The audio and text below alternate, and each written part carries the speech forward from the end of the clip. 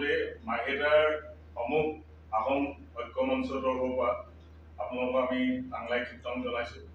আমি আপোনালোকক মাতি অনাৰ উদ্দেশ্য হ'ল অহা 9 নৱেম্বৰ তাৰিখে মাৰ্ঘেৰিটাত টাই আহোম জনগোষ্ঠীৰ জনজাতিকৰণৰ প্ৰদানৰ দাবীত আমি বৃহৎ এটা যুৱ সমদলৰ কাৰ্যসূচী লৈছোঁ। কাৰণ আমাৰ জন্মস্বত্ব অধিকাৰ, আমাৰ জনজাতি, আমাৰ প্ৰাপ্য, আপোনালোকে জানে ইতিমধ্যে আমাৰ টাই মূল্যৰ আমি 7টা থালৰ ভিতৰত ইতিমধ্যে 6টা থালক জনজাতি মৰ্যাদা প্ৰদান কৰিলে। একমাত্ৰ আহোমকে জনজাতি মৰ্যাদা প্ৰদান কৰা নাই আৰু আমি তাৰ বিৰুদ্ধে ঘোৰ বিৰোধ কৰিছোঁ। ইয়াৰ আগতো আপোনালোকে জানে আগন্তুক দিনবিলাকতো এই বৰ্তমানৰ যিখন বিজেপি চৰকাৰ তেখেতলোকে আমাৰ 6 জনগোষ্ঠীৰ জনজাতিকৰণ দিম বুলিয়েই শাসনৰ গাদীত বাঘ ধৰি লৈছিলে। বাঘ ধৰি থকাৰ পিছত আমাৰ তেওঁলোকে মূৰ কুৰুকা মাৰিলে। আজি দিন কালি দিন জনজাতিকৰণ দিম বুলি আজিলৈকে আমাক দিয়া নাই। কিন্তু আমি এতিয়া সিদ্ধান্ত লৈছোঁ, চূড়ান্ত সিদ্ধান্তত আমি উপনীত হৈছোহি। আমাৰ এইবাৰ যদি আমি জনজাতি মৰ্যাদা যদি নাপাওঁ, তেতিয়াহ'লে আমি সমূহ আহোম জনগোষ্ঠীয়ে আমি এবাৰ ভোট বৰ্জন কৰিম। নো এছটি নো ভোট আমি এটা শ্লোগান লৈছোঁ। আমি সেইকাৰণে আমি অসম চৰকাৰ লগতে ভাৰত চৰকাৰ সকীয়াই দিব বিচাৰিছোঁ। 2026 চনৰ নিৰ্বাচনৰ আগে আমাৰ টাই জনগোষ্ঠীক যদি জনজাতি মৰ্যাদা প্ৰদান নকৰে, তেতিয়াহ'লে আমি সমূহ টাই জনগোষ্ঠীটোৱে আমি বিজেপিক আমি ভোট দিয়াৰ পৰা বিৰত থাকিম। লাগিলে আমি যিকোনো দলত আমি ভোট দিবলৈ বাধ্য হ'ম, কাৰণ আমি জনজাতিয়ে আমাৰ প্ৰাপ্য আমাক লাগিব।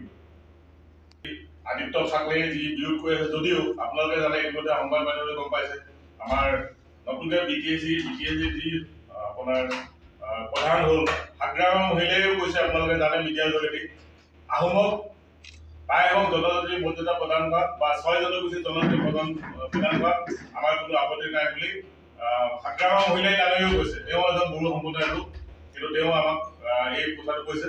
আমি পুনৰবাৰ সকীয়াই দিছোঁ, 2026 ইলেকশ্যনৰ আগে আমাৰ জনজাতি লাগিবই আৰু আমি তাৰ বিকল্প আমি কেতিয়াও আমি নামানো।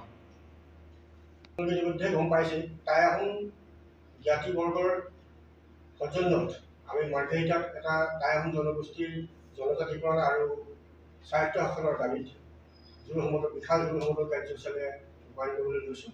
গতিকে প্ৰথমে মাৰ্ঘেৰিটাৰ গোটেই সমজিলাৰ অন্তৰ্গত টাই আহোম জাতিসকলক এই কাৰ্যসূচীত অংশগ্ৰহণ কৰিবলৈ মই বিনম্ৰভাৱে আহ্বান জনাইছোঁ।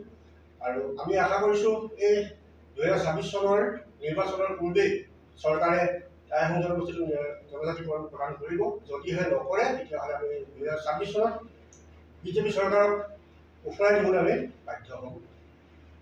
জনজাতিকৰণ আমাৰ প্ৰাপ্য, জনজাতিকৰণ আমাৰ কাম্য। টাই আহোমসকল জন্মস্বত্ব অধিকাৰ আছে জনজাতিকৰণৰ বাবে। আমি জনজাতিকৰণ বিচাৰি আছোঁ। আমাৰ এটা স্পষ্ট কথা, আমাৰ জনজাতিকৰণ দিয়ক।